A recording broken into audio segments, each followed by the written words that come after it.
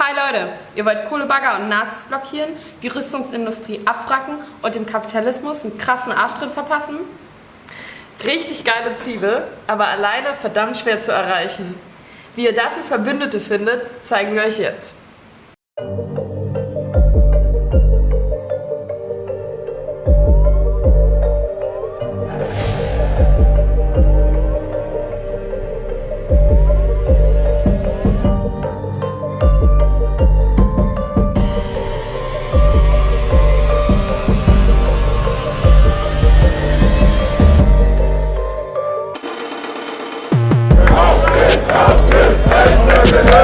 Siamo tutti antifascisti! Siamo tutti antifascisti! We are unstoppable! Another word is possible! We are unstoppable! Another word is possible! We are unstoppable! Another word is possible! Take 1. Top. Cool, danke. Wahrscheinlich kennt ihr diese Bilder auch. Diese Bilder, die haben eine Wirkung. Die wirken auf einen und sind irgendwie stark und solidarisch. Und das ist nicht ohne Grund so, sondern das ist, weil viele Menschen plötzlich da sind und gemeinsam für eine Sache einstehen. Yes, yes, yo. Wir haben uns heute 4 Punkte für euch ausgesucht, warum wir uns eigentlich organisieren. Wie finde ich überhaupt Menschen? Wie finde ich einen geeigneten Ort? So ein Zeitplan, damit es nicht ewig dauert, so ein Treffen. Ich bin Lena. Ich bin seit 4-5 Jahren bei der Gruppe Interventionistischer Linke. Da mache ich vor allem Klimakämpfe. Und ich bin Lene. Ich bin Klimaaktivistin in unterschiedlichen Bündnissen und vor allem setze ich mich mit den Themen Klimagerechtigkeit und wie wir eine sozialere Welt erreichen können auseinander. Wie war das bei dir, als du so das erste Treffen hattest? Ich weiß noch am Anfang, man ist super aufgeregt, wenn man sich denkt, oh und ich weiß gar nicht, was mich hinter dieser Tür erwartet und denkt sich so, und jetzt kommt da so ein Kreis und die kennen sich alle und es ist wie so auf so eine Party zu gehen, wo man niemanden kennt. Aber es kann helfen, an der Stelle irgendwie so ein bisschen sich das so rauszunehmen und zu denken, okay, ich muss jetzt nicht abliefern, sondern das ist irgendwie ein lockerer Kreis. Ja, ich erinnere mich auch voll krass an die Aufregung, auf jeden Fall richtig doll. Aber ich erinnere mich auch noch an dieses Gefühl von, als sich sozusagen dann diese Aufregung gelegt hat oder man so ankam und dann dieses Gefühl von sich so krass zu Hause fühlen, so dieses Gefühl von angekommen sein. Du stehst echt so Schulter an Schulter mit Leuten, denen du vertraust. Und ich erinnere mich noch so richtig eindrücklich an eines der ersten Erlebnisse. Das war Blockupy 2015. Heute geht es vor allen Dingen erstmal darum, die Eröffnungsfeier der EZB zu blockieren. Deswegen sammeln wir uns hier gerade und versuchen dann in größeren Gruppen möglichst vor die Schleusen zu kommen und diese Schleusen dicht zu machen und zu verhindern, dass das Personal und das Catering dieser Feier da reinkommt. Und wir sind aus Bremen mit Bussen dahin gefahren. Und während wir halt so auf der Autobahn waren mit unseren Bussen, kamen immer mehr dazu aus ganz Deutschland. Und wir waren irgendwann so viele, dass es so eine lange Schlange an Bussen auf der Autobahn war. Und wir steigen auf den Bussen aus, wir laufen zusammen zu diesem Blockadepunkt.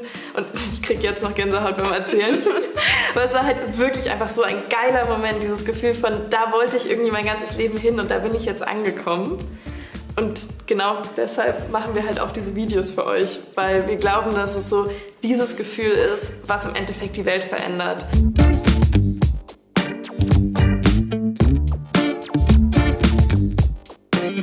Also erstens, wie finde ich Verbündete? Weil damit steht und fällt ja im Endeffekt, ob ihr euch in eurer Gruppe wohlfühlt und damit entscheidet sich auch, ob eure Gruppe die Welt verändert. Weil in der Gruppe, in der ich mich nicht wohlfühle, verändere ich auch nicht die Welt. So, dann habt ihr natürlich unterschiedliche Möglichkeiten. Vielleicht habt ihr schon einen Freundeskreis, mit dem ihr irgendwie total viel auf Demos geht, ihr lest zusammen Bücher, ihr unterhaltet euch über Politik. Dann macht es natürlich Sinn, sich einfach mit denen nochmal zusammenzusetzen und zu überlegen, was konkret wollen wir denn verändern und wie können wir das machen. Da seid ihr natürlich einfach, habt ihr einen praktischen Vorsprung, da habt ihr schon richtig viel Glück mit. Aber es ist halt einfach nicht immer so. Ja, manchmal kann man im Internet, wenn man in einer größeren Stadt wohnt, vielleicht auch einfach mal schon gucken, ob es bestehende Gruppen gibt. Dann ist der Schritt natürlich wesentlich einfacher, weil man sich dann nur einer Gruppe anschließen muss. Da hilft es dann zum Beispiel Antirassismus und dann seine Stadt einzugeben und dann findet man da irgendwelche Gruppen. Aber besonders in so kleineren Städten oder auf dem Dorf ist es nicht so einfach und genau deswegen hilft es dann, sich selbst zu organisieren.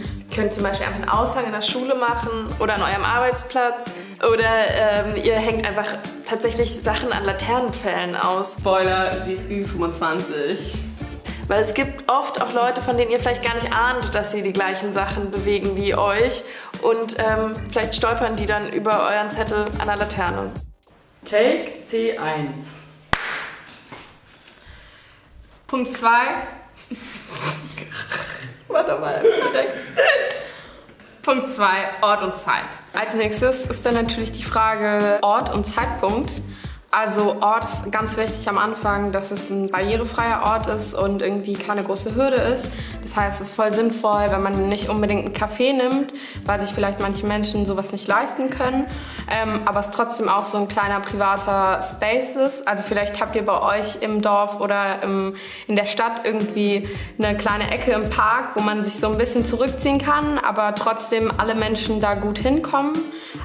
Oder ihr habt Jugendräume, die man für sowas nutzen kann.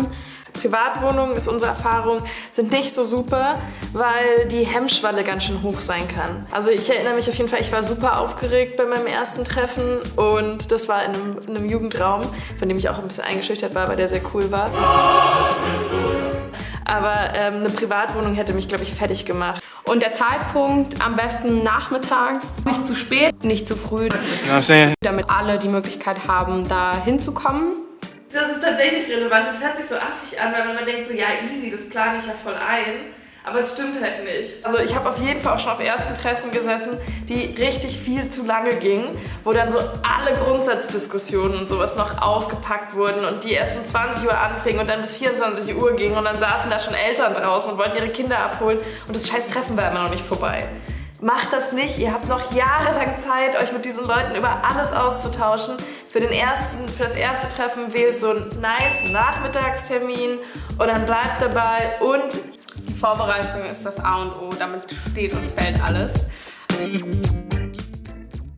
Zwar ist es da sinnvoll, sich vielleicht vorher einen Pad zu erstellen. Es gibt da ein paar Internetseiten, die haben wir euch alle mal unten verlinkt, an denen man sowas machen kann, ohne sich irgendwie anzumelden. Da können dann alle Menschen drauf zugreifen und da könnt ihr dann eine Tagesordnung erstellen und auch ungefähr festlegen, wie viel Zeit wollen wir für dieses Treffen planen. 2 Stunden ist ein guter Rahmen und im Notfall sagt man, wir treffen uns dann nochmal. Es lohnt sich, mit irgendwie einer Befindlichkeitsrunde oder einer Wie geht's mir Runde anzufangen, damit man alle Menschen kennenlernt. Dann können sich alle vorstellen und vielleicht auch erzählen, warum sie da sind. Und dann hat man auch ein Gefühl dafür, wie es den anderen gerade geht. Nicht zu vergessen, eine Moderation. Kümmert euch irgendwie darum, dass es Menschen gibt, die auf die Uhr gucken und die Tagesordnung im Blick behalten. Das hilft einfach, damit ihr den Rahmen nicht komplett sprengt.